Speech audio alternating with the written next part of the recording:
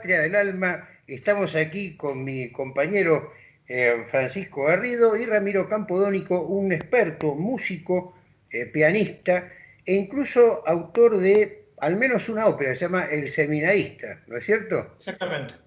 Antes de olvidarme, no quiero olvidarme de esto, suscríbanse al canal de Ramiro Campodónico, porque ahí van a encontrarse con fragmentos de esta ópera. Realmente lo que yo escuché me encantó. Y voy a decir por qué. Yo como melómano tengo un temperamento muy clásico. No me banco... El otro día, vos sabés, Ramiro, que puse una ópera basada en el Frankenstein de Mary Shelley. Ajá. Bueno, vos eran todos clúster, todo, pero una cosa, pero absolutamente insoportable. Mirá que a mí la literatura de terror me encanta, digo, vamos a ver ahora una ópera basada en el Frankenstein. Bueno, indudablemente tuve que irme a otro lugar. Pero escuchando las melodías, vi un área de soprano y un área de tenor que está por el minuto número 3 de esa selección que pusiste en el canal. Realmente me fascinó. Así que te felicito de todo corazón por revitalizar la llama, ¿no? Por revitalizar la llama. Así que bueno. Y como recurso, lo atonal puede ser interesante. El problema es cuando la obra de un autor es en un 98% atonal, ahí ya, bueno, se vuelve lógicamente, difícilmente escuchable. Yo te digo, digamos, la escuela de Viena, bárbaro, pero Alban Berg, después olvidar, y el primer Schoenberg, ¿no? O sea, después, adiós. Así que bueno. Ese asunto del abandono de la tonalidad es un asunto bastante complejo, que hoy tal vez un poco lo tratemos teniendo en cuenta la figura a la que vamos a embancarnos, la figura artística a la que hoy vamos a referirnos, que de alguna manera algunos lo toman como un predecesor de todo aquello, cuestión que para mí no es del todo así realmente, ¿no? Pero eso después lo vamos a charlar. Se habla mucho del postromanticismo como una especie de heredero, me estoy refiriendo a un Mahler, un Richard Strauss, como heredero de Wagner. En cierta manera sí lo son. Hablamos de este señor, miren, a ver si se ve bien. Ahí, está un poquito de luz. ¿Se ve? Sí. Ahí está, el anillo de Nibelungo. Gran versión. Ahí está, ¿sí? ¿Se ve? Esta es la versión. Vos sabés que Adrián Salucci una vez en casa dijo, es la mejor versión del anillo, esta. Y nosotros, bueno, en agosto, Dios quiera que esta cuareterna, como la llama Pablo Souto, se corte en agosto, porque tenemos la primera de la tetralogía, tenemos el oro, ¿no es cierto? Ramiro, hecha esta presentación, te digo, nosotros tenemos el oro teniéndote acá. Van a ver también Estoy muy contento realmente de estar en el programa. La Patria del Alma es un programa que sigo desde hace mucho tiempo y quiero felicitarlos a ambos, Marcelo, Francisco, por el trabajo que están haciendo, porque es un tiempo también de dar la batalla cultural en una época en la que es profundamente necesario. Bueno, Ramiro, te agradecemos muchísimo tus palabras. Estamos en el mismo combate, en la misma trinchera. Bueno, Garrido, adelante, tenías unas preguntas como para empezar a abrir el fuego, ¿no? Sí, para empezar hay una frase con la que vos, Ramiro, abrís aquella conferencia de Wagner y lo sagrado, que me había interesado mucho, que es la frase de Chesterton sobre que vemos las espaldas del mundo. Exactamente. Es una frase que me parece ideal para iniciar una temática como esta, porque Chesterton ahí hace una alusión muy interesante a aquello que realmente nosotros contemplamos del mundo. Nosotros, dice él, vemos al mundo en sus espaldas, incluso dice, cuando vemos una nube, vemos las espaldas de la nube, cuando vemos un árbol, vemos las espaldas del árbol. El mundo está como volviéndose a otra parte, dice Chesterton. Qué bueno sería ver al mundo de frente, nos dice él.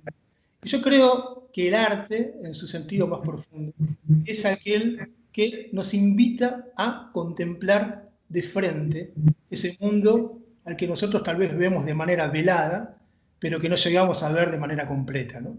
El arte tiene la capacidad de, utilizando el recurso de lo sensible, de llevarnos a contemplar aquello que no podemos ver con los ojos de la carne ni escuchar con los oídos de la carne, ¿no?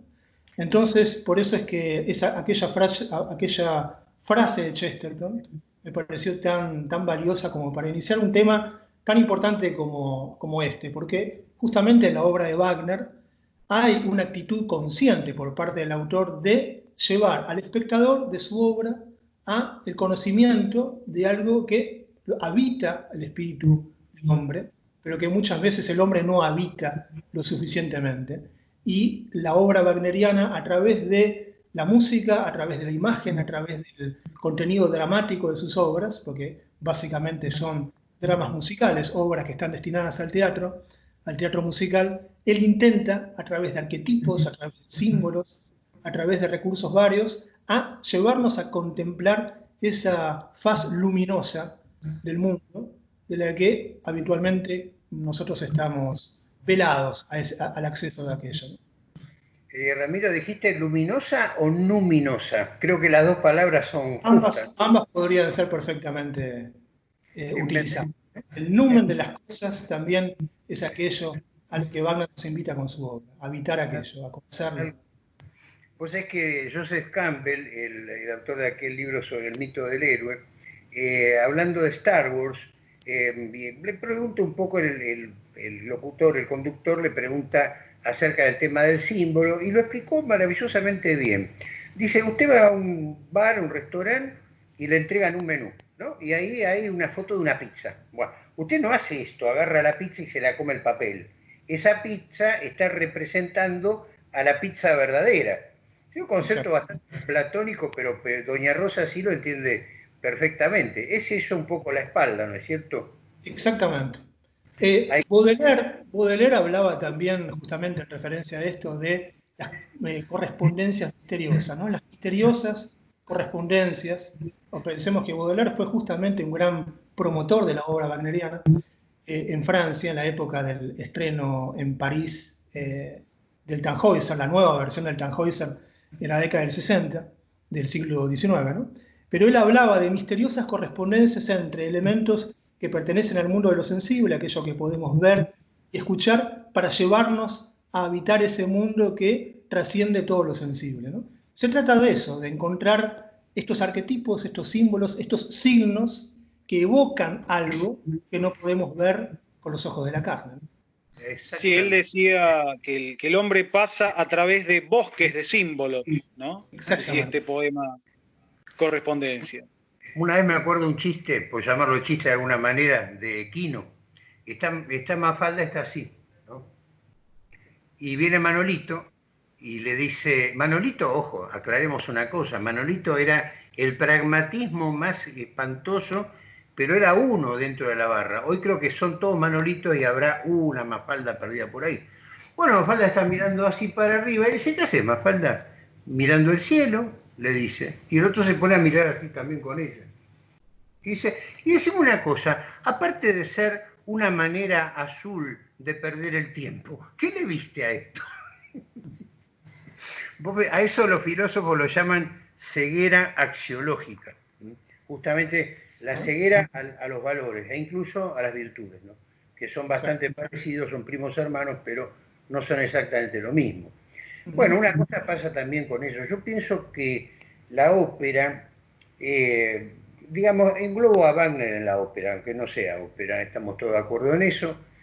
A Bizet Wagner no le gustaba, decía que era sumamente largo. Bueno, son opiniones, ¿no? Había mucha pica en esa época entre Verdi y Wagner también. También. Y entre Brahms y Wagner también dentro de la música alemana, ¿no? Que no era ópera Brahms, porque Brahms nunca compuso ópera, pero dentro de la música germana también había una dicotomía en esto, ¿no? Totalmente. Y entre Brahms y Bruckner también había... También. Porque Bruckner era un seguidor de Wagner. Claro.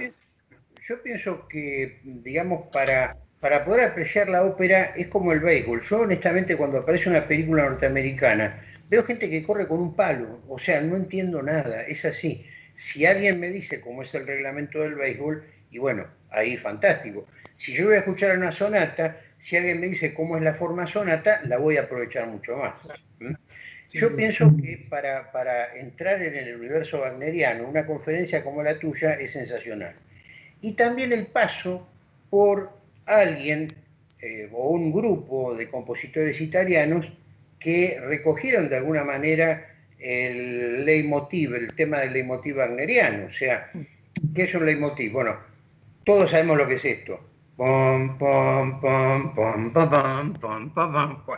Eso aparece justamente Darth Vader en Star Wars. ¿Cómo? El motivo del imperio. El motivo del... Exactamente, un leitmotiv vendría a ser eso. Me refiero justamente a los veristas. Yo pienso que una persona, vos le das tosca, esto me pasó con un alumno, le das tosca, le das un par de indicaciones tranquilamente y ya está involucrado en el universo de la ópera. En este caso, fuertemente el teatro musical, como lo concebía Puccini, ojo, porque no, yo creo, honestamente creo que de todas las óperas realmente, digamos, geniales, al margen de las menores, ¿no? Pero las óperas geniales de Puccini creo que Tosca es la más completa en cuanto al drama musical se refiere, porque hasta tiene el leitmotiv wagneriano, ¿no? Ese segundo acto de Tosca es uno de los actos más teatralmente efectivos de toda la historia de la ópera, ¿no? La puñalada, eso es increíble. Todo el acto, ¿no? Sí, pero todo lo que tiene que ver con esa preparación para ese clímax terrorífico, ¿no?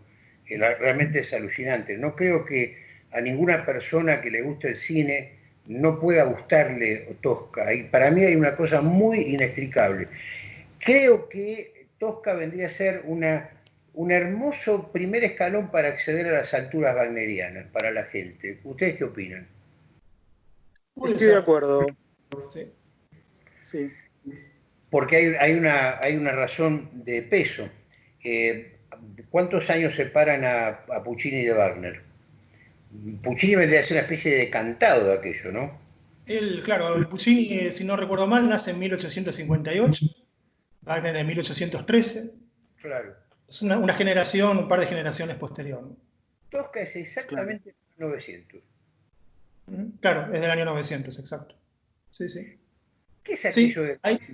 Sí, decime. Ahí Puccini efectivamente recurre a leitmotiv, como en toda su obra, desde la Bohème hasta Turandot, recurre al uso del leitmotiv, porque esto de alguna manera lo inaugura Wagner dentro del mundo de la ópera, pero ya tiene algunos precedentes, por ejemplo en Berlioz, en la Sinfonía Fantástica, también utiliza algunos motivos musicales recurrentes, pero no dentro del ámbito de la ópera, ¿no?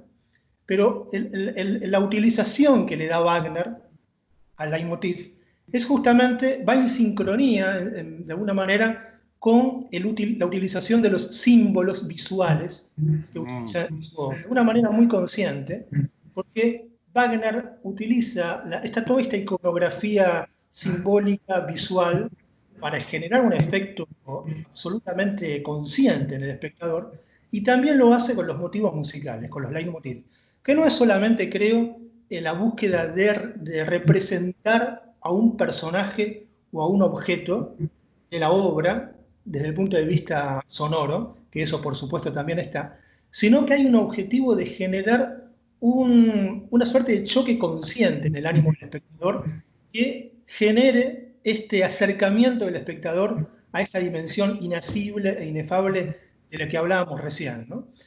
Wagner, cuando utiliza el leitmotiv, o sea, los motivos conductores para representar motivos, para representar personajes, quiero decir, u objetos también o situaciones, pero pensemos fundamentalmente en personajes, utiliza algunos intervalos musicales, algunos recursos musicales que, como digo, generan en el ánimo del espectador, aunque de una manera inconsciente, un efecto que él pretende de manera adrede, digamos, que lo busca de manera consciente, ¿no? Wagner lo busca de manera consciente. Por ejemplo, Wagner, en algunos motivos de personajes importantes, pensemos en Sigfrido, por poner un caso, o incluso también en el holandés, en la primera de las obras del canon de Bayreuth, utiliza algunos intervalos, es decir, la distancia que hay entre una nota y otra de manera sucesiva para generar un efecto en el espíritu, en el ánimo del oyente. Por ejemplo, el intervalo de quinta. Yo acá tengo el piano para ejemplificarlo un poco de manera sonora, ¿no? El intervalo de quinta. Yo toco el do e inmediatamente el sol. Este intervalo, que es un intervalo musical, como tantos otros, misteriosamente genera en el ánimo del espectador una resonancia determinada. Cuando uno escucha una quinta,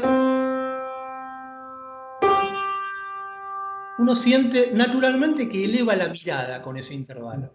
Esto puede tener una razón de ser, si se quiere, que tiene que ver con la composición del sonido. Nosotros en la música decimos que todo sonido, para explicarlo de una manera muy sencilla, todo sonido está habitado por muchos otros sonidos. Hablamos de una serie armónica, de una serie de armónicos que entran en resonancia con el sonido fundamental. Si nosotros tocamos, por ejemplo, el do más grave, ¿no? Este do, el primer sonido que resuena es la octava superior y luego la quinta, ¿no? Justamente, desde el do, el primer sonido que no sea do, que resuena de una manera directa con este sonido fundamental, con este sonido origen, que es el do, es el sol, el intervalo de la quinta. Por eso podemos decir que el intervalo de quinta, desde el punto de vista melódico, es el intervalo que inmediatamente se relaciona con el origen, se relaciona con la esencia, se relaciona con lo esencial. Entonces, me hiciste acordar, perdóname, del comienzo del oro. ¿Viste cómo va creciendo cada vez más? Sí. Exactamente, el oro es en mi bemol y el primer intervalo que resuena es la quinta, después nuevamente la cuarta, y todo esto está buscado de una manera completamente adrede. Otros compositores también lo utilizaron, por ejemplo, cuando escuchamos el comienzo de Así hablaba Zaratustra, de Richard Strauss, ¿no? El famoso, con las trompetas y después la explosión de toda la orquesta, ¿no? La música que muchos quiero decir una cosa con respecto a la quinta, sí.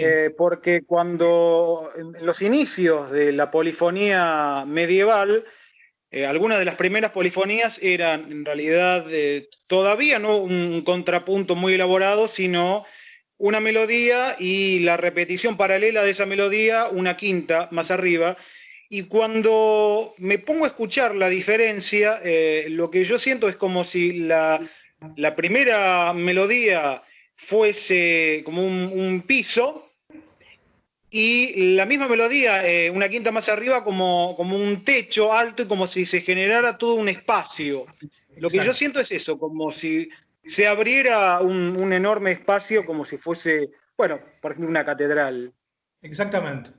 Y esto tiene su razón de ser, de alguna manera, lo que explicaba recién, ¿no? En este asunto de la serie de armónicos. Si nosotros buscamos como músicos religar al espíritu del hombre con ese origen trascendente, tiene su correlato en música con esto que marcaba recién, ¿no? Si hay un sonido base, un sonido fundamental, y ese sonido está habitado por múltiples sonidos, entre comillas, que sería la serie de armónicos de la que hablaba recién, el sonido más cercano al origen es justamente el intervalo de quinta, ¿no? La quinta y su inversión, que es la cuarta. Si nosotros contamos desde el do hasta el sol, los sonidos que marcaba recién, encontramos 5 sonidos, ¿no? Do, re, mi, fa, sol. 5 sonidos. La inversión de este intervalo, desde el sol al do, son 4 sonidos. Por eso hablamos de cuarta. Sol, la, si y do. Y es por esto que muchas veces encontramos en motivos protagónicos de la obra wagneriana, leitmotiv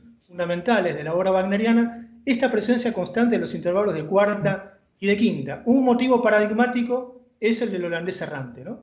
Si quieren se los hago escuchar brevemente, ¿no? El motivo del holandés es el famoso, ¿no?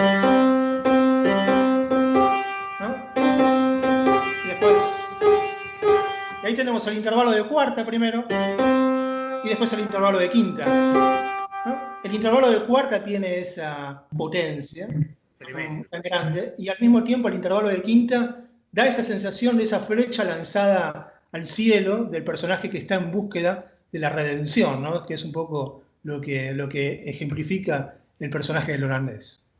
Eso es impresionante, la obertura arranca así, efectivamente, con unos vientos que pero te empapan directamente, ¿no?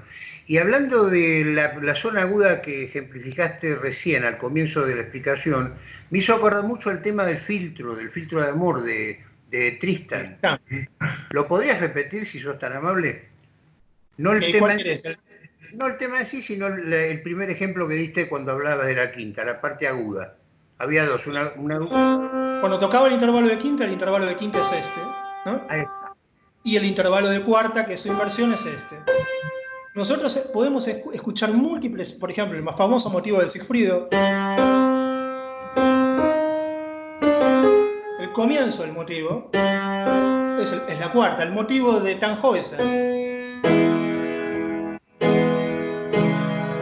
El motivo inicial es la cuarta. El motivo de la espada en el anillo del Nibelungo. La cuarta. No, perdón, a ver. Lo repito.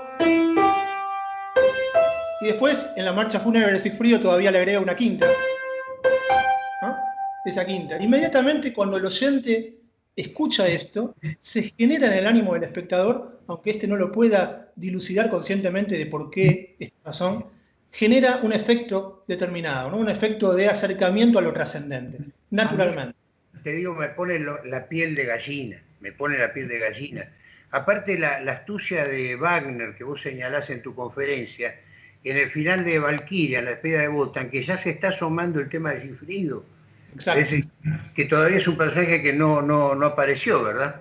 Exactamente. Bueno, eso Wagner lo utiliza mucho, ¿no? Como una suerte de efecto psicológico. También en el caso de Tristán e Isolda, ¿no? Cuando Isolda al principio manifiesta su terrible enojo para con Tristán en su diálogo con Brangania, hay momentos en donde se escucha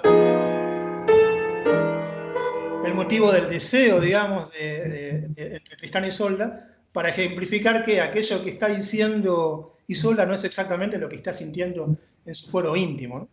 Ejemplos como estos hay muchos en la obra wagneriana. La famosa muerte de amor, ¿no? También, ¿con qué intervalo se inicia? Con el intervalo de cuarta, ¿no? Inmediatamente este intervalo, la cuarta o la quinta, generan naturalmente en el ánimo del espectador, como decía recién, un efecto determinado. Pienso en otro motivo que me viene a la cabeza ahora, que es el motivo de la fe en Parsifal, ¿no? Cuando hace...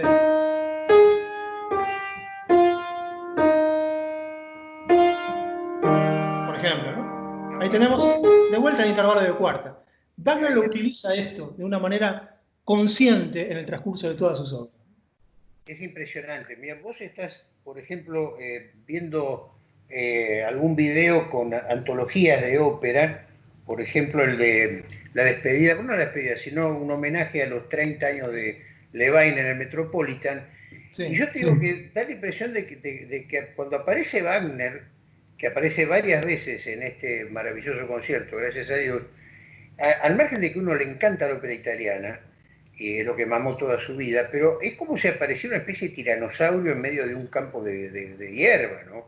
Sí, es realmente notablemente superior, si se puede decir semejante adjetivo, pero yo honestamente no he escuchado una música más potente que la de Wagner, ¿no? Ahora me estoy explicando, gracias a este programa, me estoy explicando por qué, ¿no? Y gracias a la conferencia tuya también. Yo aquí también me gustaría acotar algo que tiene que ver con esto que estás muy bien marcando. Y obviamente esto tiene que ver con el espíritu de Wagner y también con la búsqueda espiritual que él tenía, que era muy distinta a la de otros compositores, a la de otros artistas en general, ¿no? Él buscaba realmente religar al hombre con un sentido de trascendencia a través de su obra, y esto obviamente se identifica naturalmente con su música, ¿no?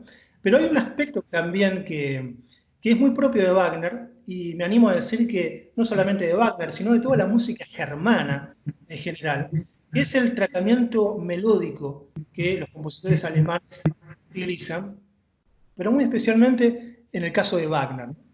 Porque, claro, uno escucha, vos decías recién, comparándolo, por ejemplo, con la ópera italiana. Cuando uno escucha una ópera italiana, hay una gran belleza melódica, pero la manera en la que los compositores de la música italiana trabajan sus contenidos es a través justamente de una línea melódica una línea horizontal melódica con un acompañamiento, con un diseño de acompañamiento que sustenta, que le sirve de escenario a la melodía principal.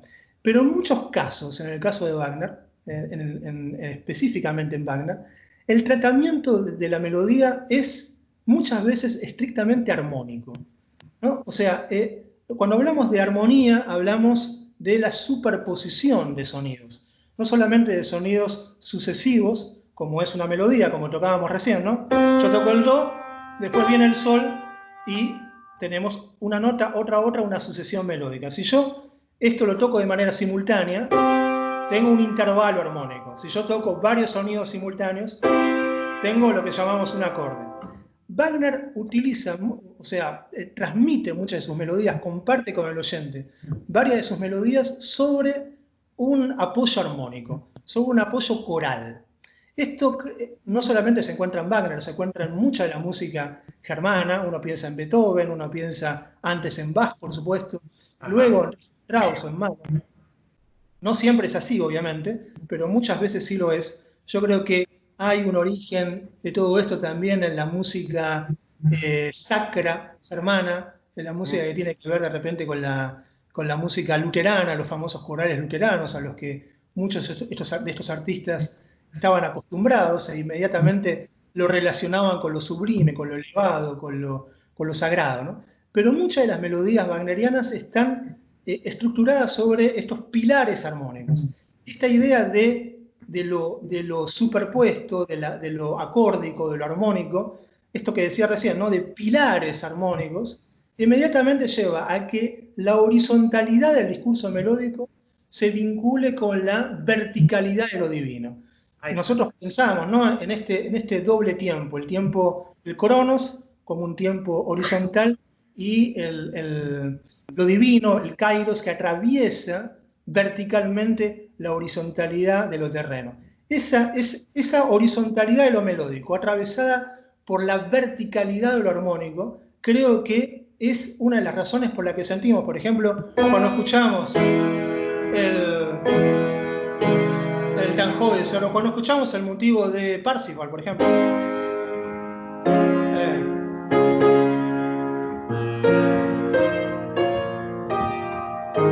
O cuando escuchamos el motivo del Valhalla, de los dioses.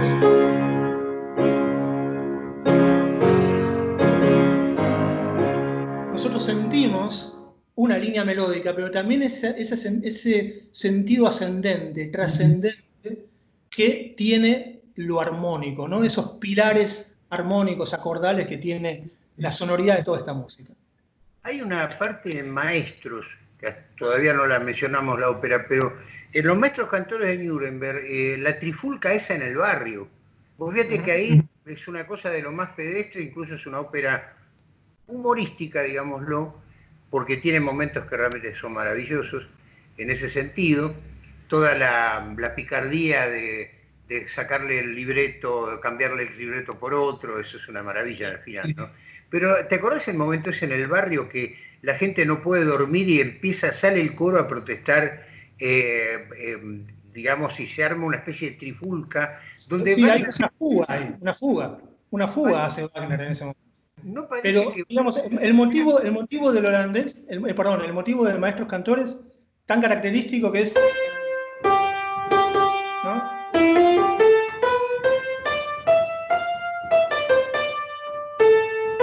Pero el motivo, justamente, este motivo de Maestros, también está basado en la cuarta, ¿no? El primer intervalo es el motivo de cuarta, una vez más, ¿no? Que siempre está presente en toda la obra wagneriana. En la parte que te decía, da la impresión de que Wagner cruza como 3 orquestas, por lo menos, ¿no? Es increíble, en relación con la trifulca que está viviendo todo el barrio. Ahí es maravilloso.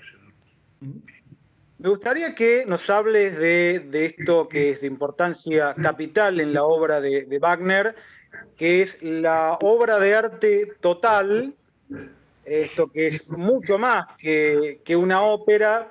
Y en el caso de Parsifal, esto tan interesante que es el Festival Escénico Sacro. Y, bueno, la vinculación con lo sagrado en general. Bueno, para esto tenemos que decir que Wagner además de ser un gran compositor, fue un escritor muy prolífico que reflexionó mucho sobre todos estos temas.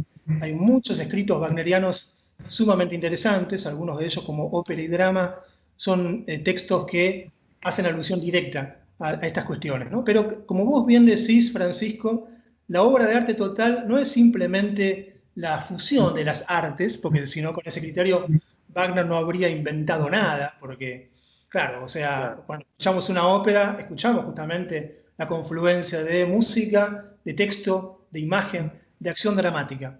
Pero en la idea wagneriana, toda esta unión, digamos, de aspectos diversos, tenía un sentido distinto, ¿no? Él, en alguno de sus textos mencionaba que la música es un arte que se dirige directamente a los sentimientos, a la cosa en sí, a lo esencial, al numen de las cosas, sin pasar por el filtro de lo conceptual.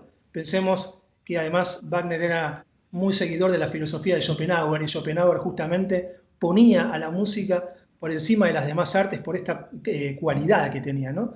De alguna manera de ser una suerte de atajo a la esencia, de pasar por el costado de las limitaciones conceptuales y racionales para ir directamente a lo esencial.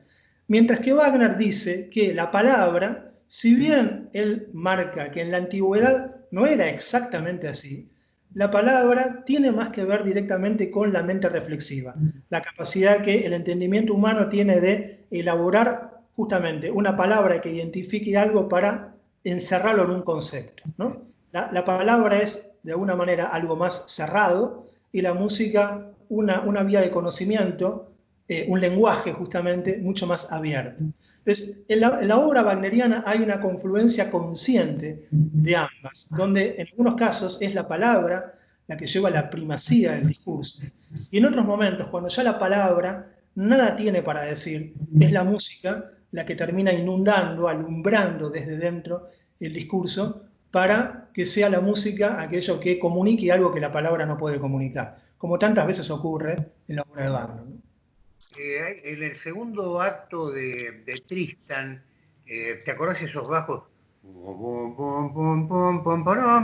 Sí, al comienzo, sí, sí. Cuando se encuentran ellos dos en el jardín, es una cosa increíble. Vos decís, esto es la representación total del amor pasional, del amor absolutamente impensable desde lo racional. Es una salvajada eso. Claro. Eso que vos decís es el comienzo, cuando llega Tristán, ¿no? Cuando llega Tristán a encontrarse con Isolda en los jardines. ¿Te acuerdas? Bueno, es una cosa, es una fiesta orgiástica directamente, desde el punto de vista espiritual, pero realmente lo es, ¿no? Es algo tan, no quiero usar la palabra irracional, pero roza lo irracional, ¿no? Es realmente bestial, brutal, ¿no? Es una de las partes más arrolladoras de la historia de la música, no solo de la ópera. Quizás más bien suprarracional, más que... ahí está. Esa es la palabra, Garrido. Esa es justamente la palabra. Totalmente. Es otro plano. Cuando tenemos esa frase estúpida de Woody Allen que dice, yo escucho a Wagner y me da ganas de invadir Polonia. Qué miope que tenés que ser, flaco, para pensar las cosas así. Eso es infrarracional en todo caso.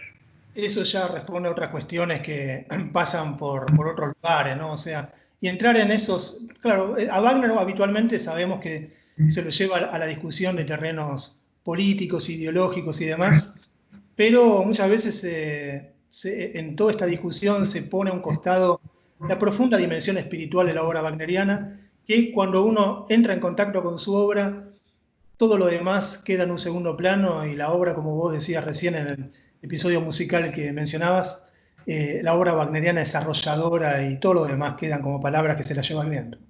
Exactamente, pero pasa como siempre, si uno va con un barril, te vas a llevar un barril de Wagner. Si llevas un dedal, te vas a llevar un dedal, ¿no? Es así la historia. Y tal cual, sí, sin duda.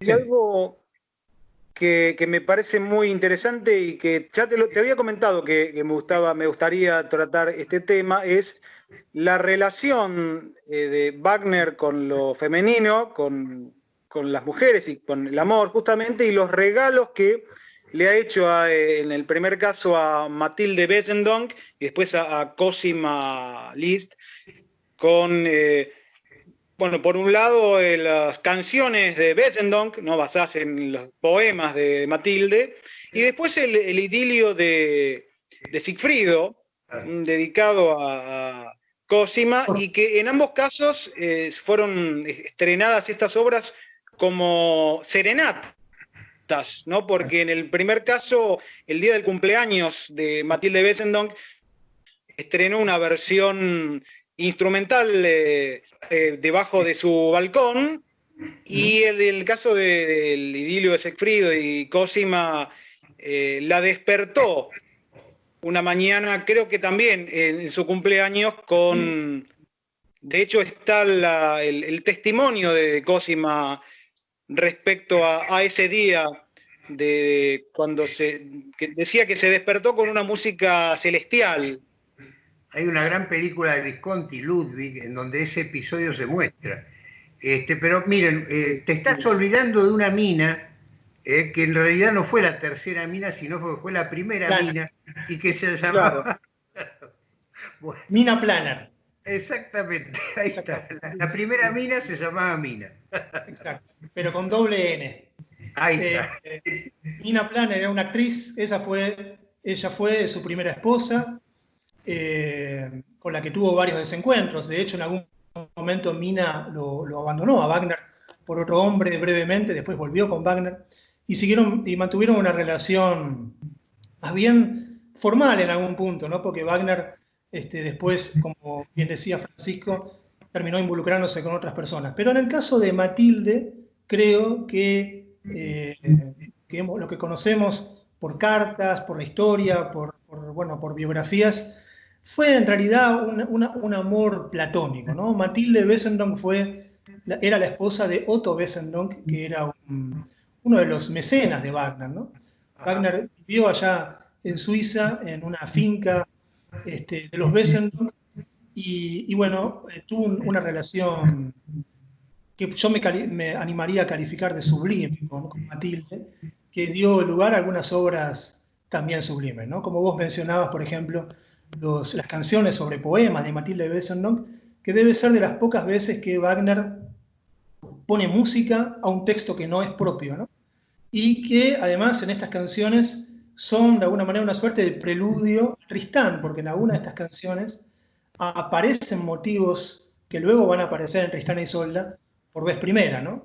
Basta escuchar la última de estas canciones, Troime, Sueños, donde se escucha por vez primera lo que va a ser el himno a la noche del dúo de amor del segundo acto de Tristán y Isolda, e incluso en la misma tonalidad, la tonalidad del la bemol mayor, que tenía un sentido para Wagner muy especial. Hay otra obra que me gustaría mencionar del vínculo entre Wagner y Matilde Wesendonck, que es una obra con la que yo tengo un vínculo muy especial, que es una sonata para piano, que es la sonata para el álbum de Matilde Wesendonck, que es una sonata en un único movimiento, es la principal obra para piano de Wagner, una obra de unos 15 minutos o un poco más, en un único movimiento.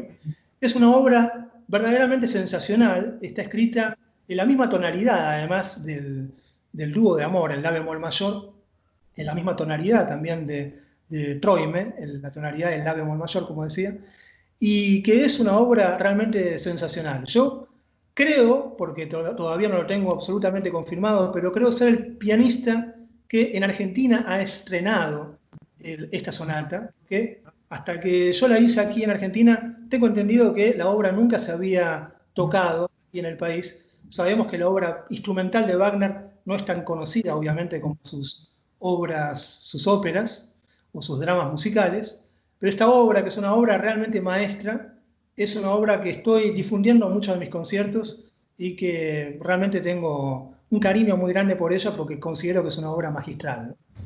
Y después mencionabas también el caso de Cosima. Cosima fue además hija de Franz Liszt, ¿no?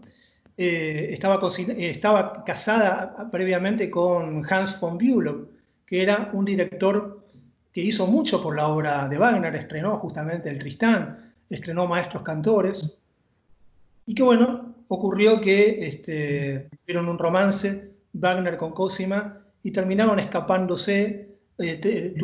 Tuvieron 3 hijos que llevaron además nombres de las óperas de Wagner, ¿no? Isolda, la primera de ellas, Eva y el propio Sigfrido, que más adelante se casará con Winifred Wagner, ¿no?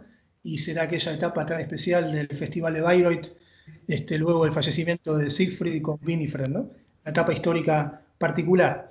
Pero ciertamente, sí, también la figura de Cosima fue muy importante, porque además de ser la última esposa de Wagner, luego del fallecimiento de Wagner, mantuvo en alto la herencia, su legado, especialmente a través del Festival de Bayreuth, y además promocionando y promoviendo el pensamiento alrededor de la obra de Wagner a través de lo que se consideraba el círculo de Bayreuth, ciertos escritores, ciertos filósofos que hicieron mucho por promocionar, por promover la obra wagneriana, pero también la búsqueda espiritual que la obra wagneriana trae consigo, ¿no? Y hay autores ahí muy importantes y muy interesantes. Vos sabés que en el Colón estamos, nos hicimos amigotes de una pareja que recién entraba a conocer la ópera, y bueno, ya tenemos unos cuantos años de abonados, y hay veces que yo me asusto, ¿no? Porque les tengo que explicar a esta pareja de gente más joven que nosotros, deben tener la edad de Garrido, y la tuya también, les tengo que explicar que las óperas no son así.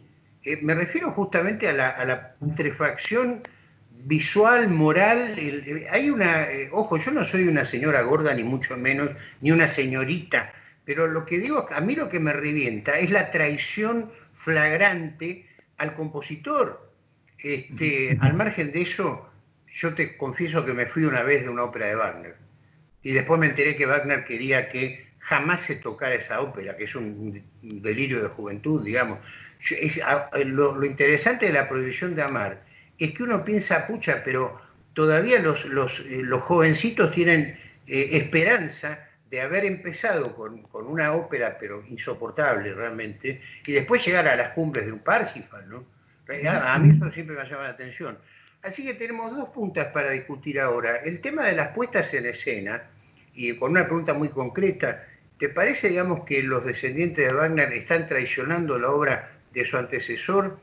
Y la otra es, ¿por qué se lucra? Bueno, ya sé por qué se lucra, pero ¿por qué se ponen una ópera que Wagner dijo, no quiero que se toque nunca en la vida? Sí. Buena pregunta. Bueno, en el primer caso es un tema muy importante para hablar en estos tiempos. La ópera toda está siendo ahora invadida por un concepto que viene un poco de Alemania, el Regie-Theater, ¿no? Que tiene también un condimento ideológico muy fuerte, que, bueno, suscita infinitas polémicas al día de hoy, ¿no?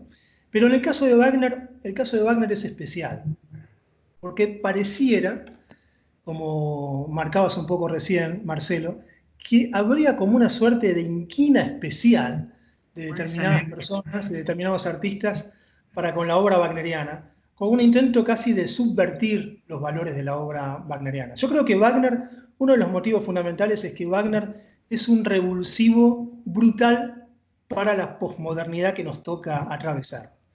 Un compositor que crea una obra en la que se habla, como pocos en la historia del arte, de la trascendencia, de religar al hombre con aquello que lo trasciende, de trascender los límites materiales, de apostar a la dimensión espiritual más que a nada y más que a otra cosa, más que a nada en el mundo, es sin lugar a dudas una piedra en el sistema, ¿no? Es imperdonable, semejante cosa es imperdonable. Vos sabés que yo empecé a notar esto en las óperas ya desde que yo era bastante jovencito, digamos, cuando pusieron una Electra, que transcurría, la Electra de Richard Strauss, transcurría en un manicomio. Yo digo, pero esto es desvirtuar precisamente la gran tragedia griega. ¿Cómo transcurrir? Como están locos, ¿viste? Están todos locos, entonces da lo mismo, da lo mismo. O lo que estamos viviendo hoy día, el final de Carmen, Carmen asesinando a don José, o por ejemplo, Otelo Rubios. Yo, la negritud de Otelo, esto lo dijimos con un programa con Nomi, la negritud de Otelo es esencial en la obra, esencial. Él siempre pide que no volver al caos, al paganismo. Esa cuestión es fundamental, pero bueno, lo políticamente correcto parece que está atravesando todo el arte y va a llegar un momento que la gente se va a hartar. Hay un colon ring, ¿viste? El colon, estuve en el teatro, sí. Están tomando mate los tipos, ¿no? Yo te digo, me pareció realmente una cosa increíble. Pero bueno, así están las cosas. Sí, pero como te mencionaba recién, creo que con Wagner, por la búsqueda que él tiene, imagínate, en una época como la que estamos atravesando ahora, ¿no? Sí. Con todo este tema del coronavirus y demás, y las medidas de imposición que se están tomando en tantos países del mundo, ¿no? Imagínate lo que es un personaje como Sigfrido, un personaje que no conoce el miedo, que es la herramienta fundamental del poder para imponer un autoritarismo de carácter global. Imagínate un personaje que tiene a la libertad con mayúsculas, como su, digamos, su espíritu de vida natural, su hábito de vida natural, su hábitat de vida natural, la libertad, la búsqueda de la libertad. No conocer el miedo, desconocer la libertad, o sea, vivir la libertad, perdón, ¿no? ¿Qué más peligroso para un mundo como el que vivimos que esto, ¿no? No, y encima estar armado con una espada capaz de romper un yunque, ¿no? Así que, imagínate, no solamente es un tipo que tiene ganas de pelearla, sino que la pelea en serio. Totalmente. Entonces creo que todo esto tiene una razón de ser. Y hay una razón que no es estrictamente estética, sino también que tiene un carácter eminentemente ideológico. Si nosotros vivimos una etapa materialista en la historia, una etapa que se desconoce la trascendencia, se desconoce la idea de Dios, se desconoce incluso hasta la idea de alma. El ser humano parece ser meramente una bolsa de átomos y la idea de alma está absolutamente ajena a los cánones actuales. Y lo peor de todo es que te dicen que eso ya pasó, eso ya fue. Esto es otra época de la humanidad, ahora estamos en una época muy superior, mucho mejor. Una vez me hizo un reportaje un pibe que era del PC, y vos sabés que, oyéndome hablar a mí, que es exactamente un discurso muy similar al tuyo, y el pibe del PC me dice a mí, dice, ¿y te parece que tan mal estamos ahora? Claro, ¿qué me va a decir? Si para él están en el mejor de los mundos. Totalmente. Claro. Sí, sí. Pero cómo se dieron vuelta las cosas, ¿no? Ahora el subversivo es aquel que va a misa y aquel que va a la ópera y que protesta cuando le vienen con bodrios de regisser descabellados, que lo único que están haciendo es proyectando su falta de completud anímica y sexual en un delirio que tenemos que bancarnos.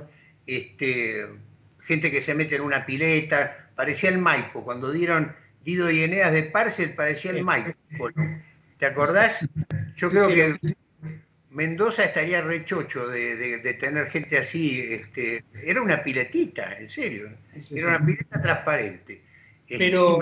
Pero incluso hay regisseurs que incluso lo dicen abiertamente, ¿no? Que ellos, como no creen en la dimensión espiritual, buscan erradicar la dimensión espiritual de la obra wagneriana, de la que en algunos casos se burlan o en otros casos directamente dicen que ellos muy seriamente, como propuesta escénica, buscan erradicar esta dimensión espiritual.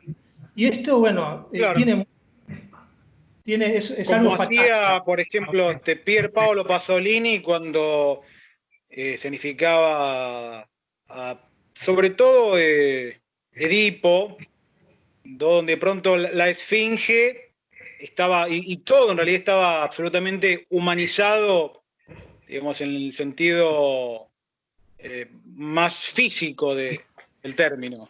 Sí, totalmente. Exactamente, vos sabés que hablando de ese tema, me hace acordar a lo de Darío, ahí Garrido lo pronuncia bien, Struger, ¿cómo era el Darío Darío Z? Steinschreiber. Gracias. Decía este hombre, política, no metafísica. Y lo decía cada rato cuando se fue al Senado a hablar a favor del aborto. La misma raíz de tratar de anular de la religiosidad la creencia. ¿Ves? La religiosidad pasa a ser una especie de sistema religioso y de la filosofía quitar la metafísica. Y a Wagner quitarle justamente esa espiritualidad que nos lleva no a invadir Polonia, sino a las más altas cumbres del ser. Además de que la política es una rama de la ética y la ética que es metafísica. Seguro. O sea, ya de por sí sería incluso una negación de la política quitarle la metafísica. Un alumno mío judío me dice, no, lo que nosotros propugnamos, hablaba de un grupo de él, es un judaísmo sin Dios. No sé, no, yo honestamente ya digo, no puede ser, es como un agua que no moja, más Claro. o menos, qué sé yo. Además, en el caso de Wagner, volviendo a él, en Bayreuth, que es un teatro que Wagner, en la ciudad de Bayreuth, que es en Baviera, ¿no? Wagner hizo construir su propio teatro después de muchísimo esfuerzo. Fue un sueño que le llevó mucho tiempo en su vida y gracias a la influencia del rey Luis II y de todo el trabajo que hubo detrás, se pudo concretar. Pero él logró crear un teatro apto para la representación de su música, un teatro al cual peregrinaran distintas personas desde distintos puntos del mundo para tomar contacto con una propuesta artística que, como decía al principio de este programa, religara al espíritu humano con aquello que lo excede, esa idea de Dios, esa idea de belleza trascendente, que Wagner veía que progresivamente en los teatros europeos se iba perdiendo, ¿no? Porque esta mundanidad en la que estaba entrando, esta suerte de icono de sombra de la mundanidad en la que estaba entrando buena parte del arte de la época, ya no iba a dar lugar a esta búsqueda tan profunda y trascendente de su obra, ¿no? Por esto crea el teatro de los festivales Bayreuth y durante muchos años esta visión profundamente espiritual de la obra wagneriana acompañaba a una serie de pensadores que acompañaron los esfuerzos de Bayreuth junto a Cosima en los primeros años después del fallecimiento de Wagner, mantuvieron en alto esta idea, ¿no?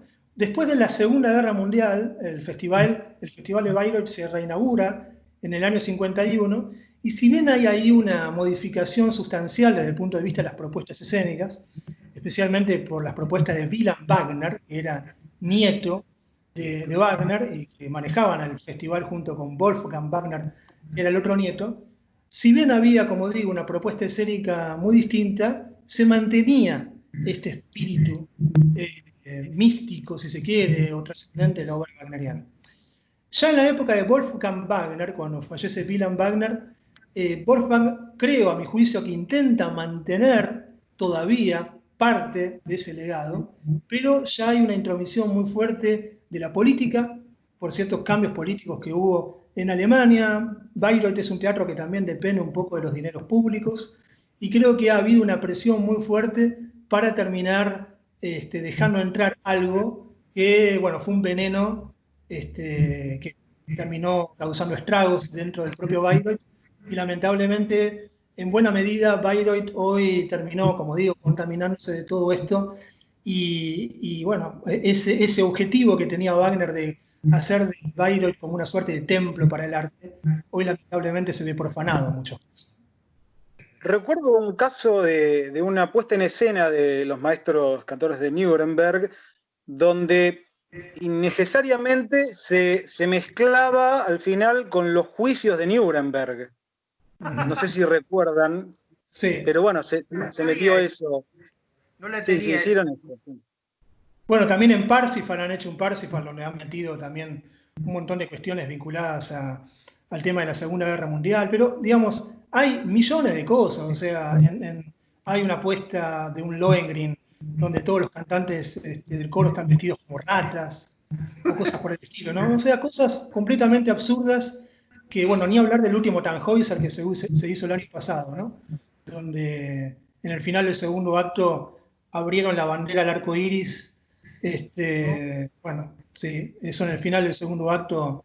Bueno, imagínate lo que habría sentido Wagner viendo todo esto, ¿no? Pero bueno, lamentablemente es la politización, la mundanización, la ideologización, utilizar al arte como un vehículo ideológico. Justamente esto es algo que va profundamente en contra de la búsqueda de Wagner, porque cuando Wagner buscaba el mito y la leyenda, y buscaba erradicar el condicionamiento histórico, esto Wagner lo explicita de una manera muy clara, justamente lo que estaba buscando, entre otras cosas, era evitar esto que él de alguna manera avisoraba que iba a ocurrir, la utilización ideológica del arte. Cuando vamos a lo que él llamaba lo puramente humano, y en lo puramente humano hablamos de aquellos estado del espíritu, estados interiores del hombre, emociones del hombre que tienen que ver con el hombre desde el pasado más remoto a la actualidad y hacia el futuro, digamos, intentar ingresar a ese espacio a través del mundo de los símbolos sonoros, de los símbolos visuales, de los argumentos de sus obras. Hay una búsqueda detrás de esto, de Wagner, justamente de ir hacia lo esencial de la condición humana, ir a lo esencial del espíritu humano, para no dejarse de alguna manera distraer por lo accesorio, por los condicionamientos de la época, ¿no? Por los condicionamientos de las modas de la época, modas sociológico-políticas, ideológicas, ¿no?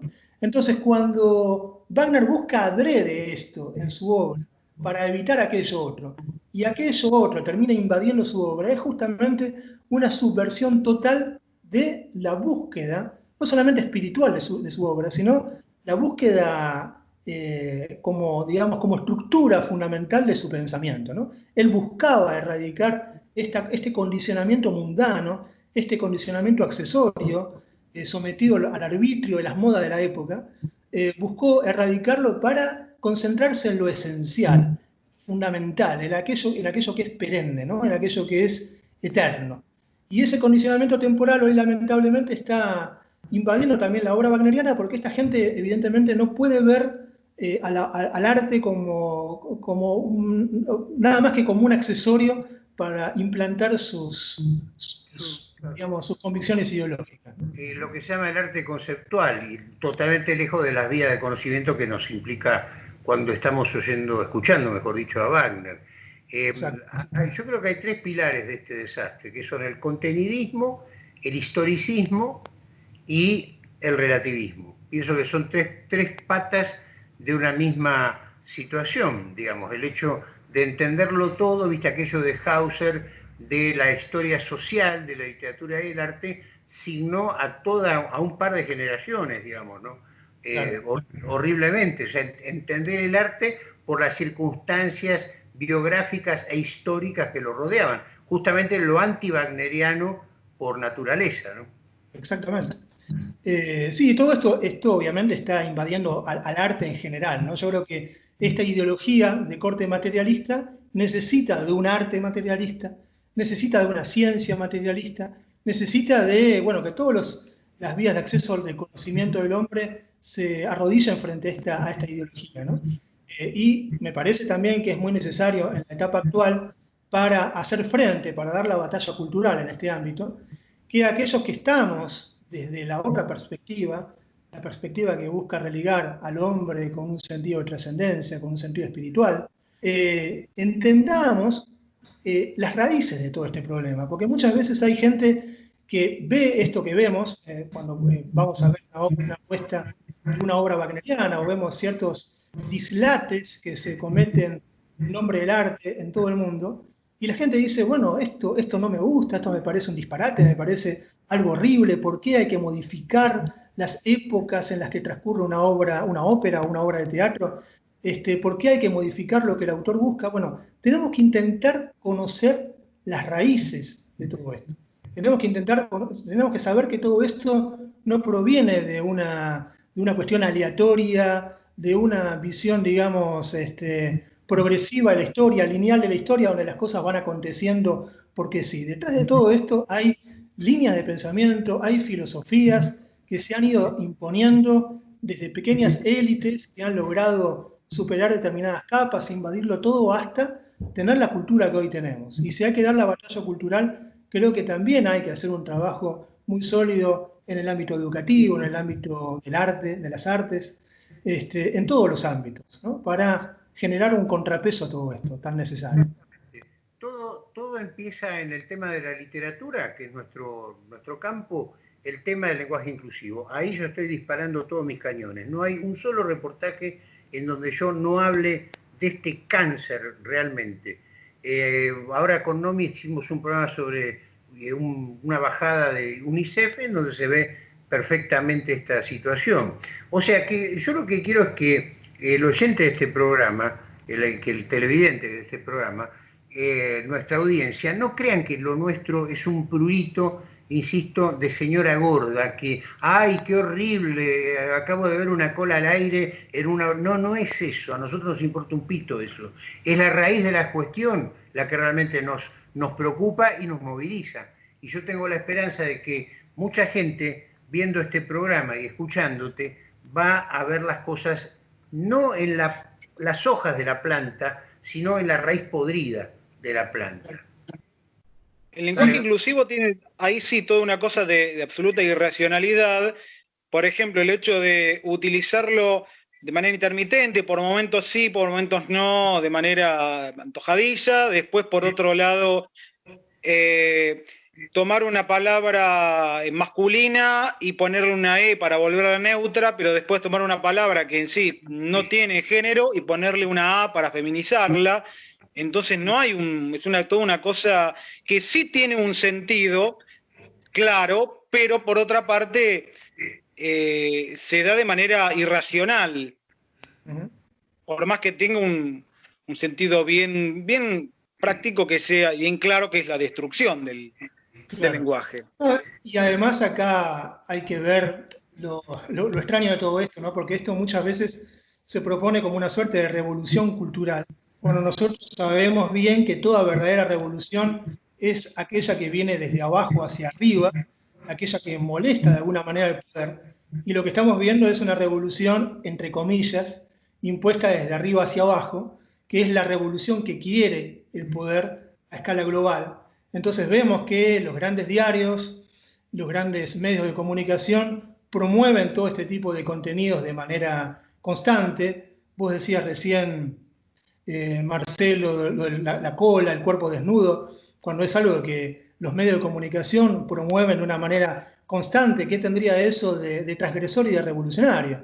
Yo creo que hoy en día una persona que conserva una idea de pudor, una persona que busca, digamos, llevar una vida santa, una vida pura, es justamente una persona totalmente antisistema porque contradice todo aquello que el sistema busca promover y proponer. Por eso, en tantas estas revoluciones que hoy estamos viendo, cuando hay gente que sale con banderas, digamos, remitiendo una idea de la revolución, de revolución cultural, uno se pregunta, ¿revolución? ¿Revolución promovida por élites? ¿Promovida por ese dinero que mal habido, que viene de ese capitalismo salvaje al que dicen combatir desde la boca, pero al que de alguna manera suscriben con sus actos y con su servicio? Y exigida por las Naciones Unidas a cada gobierno. Totalmente. Cada una de estas medidas supuestamente revolucionarias. Yo lo único que quiero es que una Femibolche, en el momento, que ojalá que falte mucho para que se vayan de este mundo, en ese momento decir, ¿a quién serví? ¿A quién serví? Fui funcional a un imperio, fui funcional a un nuevo orden mundial. Dios quiera que tengan hasta incluso la ignorancia de eso para no morir en la desesperación, pobre chica. Y bueno, volviendo al caso de Wagner, Wagner es un compositor absolutamente incómodo para el sistema desde todo punto de vista, ¿no? Por eso creo que hay en todo esto no simplemente una casualidad o una cuestión fruto de la historia y del tiempo que hoy vivimos, sino que hay una inquina muy especial en trastornar y subvertir, como decía antes, la esencia y el sentido genuino y primordial de la obra wagneriana, ¿no? Aquí obviamente una obra wagneriana puede ser susceptible de diversas interpretaciones, diversas maneras de encararlo, pero nunca contrariar su espíritu. Si alguien viene con una idea de, bueno, a mí la espiritualidad wagneriana o la dimensión espiritual no me interesa, no soy una persona espiritual, soy una persona materialista y quiero erradicar la dimensión espiritual de la obra wagneriana y encima decirlo abiertamente, es alguien que está faltando por completo a la esencia y a la búsqueda de la obra de Wagner. Esto no puede tener lugar. Propuestas escénicas puede haber varias, pero de alguna manera contrariar la búsqueda, ir en contra de la búsqueda esencial del arte wagneriano es algo absolutamente, es un dislate, ¿no? Desde todo Ramiro, le pasó esto a Jesús con los nuevos teólogos. Imagínate si no le puede pasar a un Wagner. O sea, una cosa es plantear desde una, digamos, nueva teología ciertos aspectos, pero ojo, tocar el dogma, tocar la divinidad de Cristo, presentarle al Papa una cartita en donde lo quieren que Lutero sea santo, y eso, ojo, no solo teólogos protestantes, sino católicos en yunta. Bueno, imagínate vos si no le puede pasar a Wagner que le pasó a Cristo con su iglesia, imagínate a Wagner con su Bayreuth, ¿no? Totalmente. Bueno, muchachos, estamos llegando ya al final de este programa maravilloso. Realmente la erudición de Ramiro Campodónico nos deja con la boca abierta.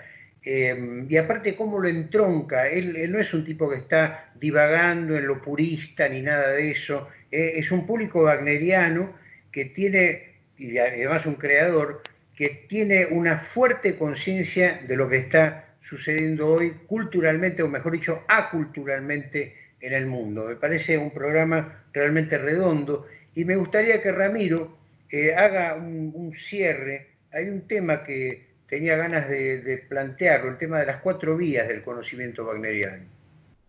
Sí, yo creo que hay, desde mi óptica, ¿no? Hay 4 vías de acceso genuinas a la obra de Wagner. Obviamente esto es un tema para desarrollar profundamente, tal vez seguramente, ojalá nos quedara para una futura charla, pero creo que para expresarlo de una manera sintética podemos decir que hay una vía de carácter que yo llamaría religioso, en un sentido de la actitud del alma, de la apertura al misterio, de esa humilde actitud del alma de que se abra al misterio y se deja imantar por esa belleza que le trasciende, ¿no?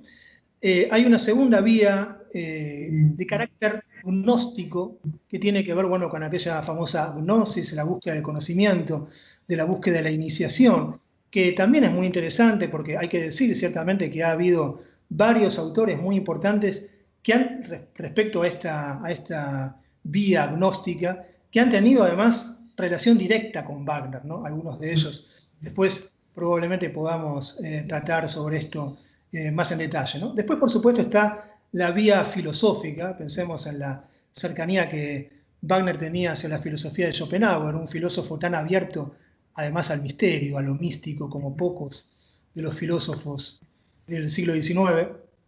Y después tenemos la vía de la psicología profunda, especialmente aquella que tiene que ver con la figura de Carl Gustav Jung, ¿no?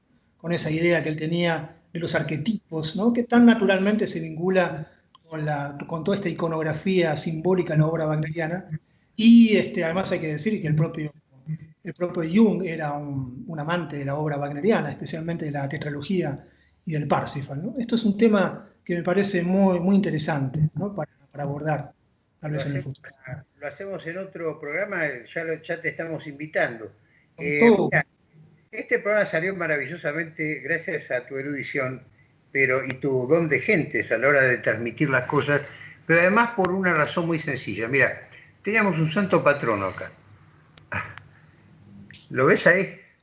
¿Lo reconoces ahí en el fondo? Es una foto mía del año 86. Estoy en Venecia, acá Wagner. Muchísimas gracias por haber visitado la Patria del Alma en este grupo de chat que decidí bautizar la Posada del Cisne. Bueno. Realmente para mí ha sido un gusto muy grande compartir todo este rato de charla tan profunda y poder transitar y abordar estos temas que me parecen tan necesarios, ¿no? En nuestra época. Totalmente. Sí, lo mismo digo yo. Excelente, Ramiro. Quiero ser amigo tuyo, por favor. Ya me siento amigo tuyo. Cuando termine esta carajada del confinamiento, venís a casa, vas a ver los discos que tengo, nos comemos con el amigo Garrido, nos comemos un disco que me gusta cocinar mucho a mí. Así que lo vamos pero ya agendando. Dios quiera que sea pronto, porque va a significar que se terminó la cuarentena, por llamarla de alguna manera. Y es que algún día terminan. Sí, tenemos 90 días, ya llevamos, hoy exactamente 90 días. Totalmente. Bueno, yo la verdad es que encantado de charlar con ustedes y además decirles que sigo desde los comienzos el programa y bueno, el trabajo que están haciendo es verdaderamente sensacional, es un programa que llega a mucha gente, doy fe de esto porque además tengo mucha gente conocida dentro del ámbito del arte con la que hablo y algunas veces recomiendo el programa, me dicen, sí, yo lo sigo desde hace tiempo. Entonces ya conocen el programa y lo siguen aún antes de que yo lo recomiende.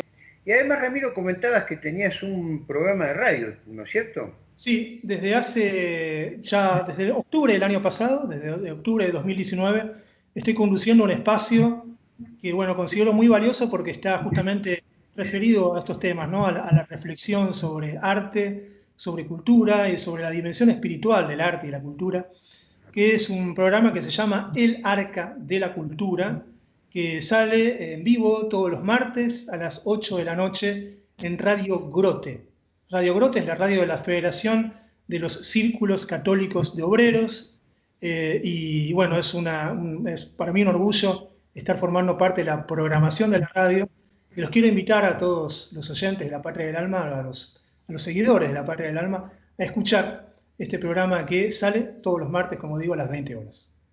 Muchísimas gracias, lo vamos a seguir. FM, AM, así lo pongo en el... Esto es una radio online, o sea, se puede descargar la aplicación de la radio, Radio Grote, o directamente al celular, ¿no? Obviamente, o directamente ingresar a la página www.radiogrote.com y ahí se puede escuchar las 24 horas de programación de la radio en vivo. La seguimos con todo, como diría en el final de Casablanca, es el comienzo de una gran amistad. La seguimos realmente encantado de conocerlos y un honor formar parte de esta amistad y bueno, ojalá sigamos compartiendo más programas. Genial.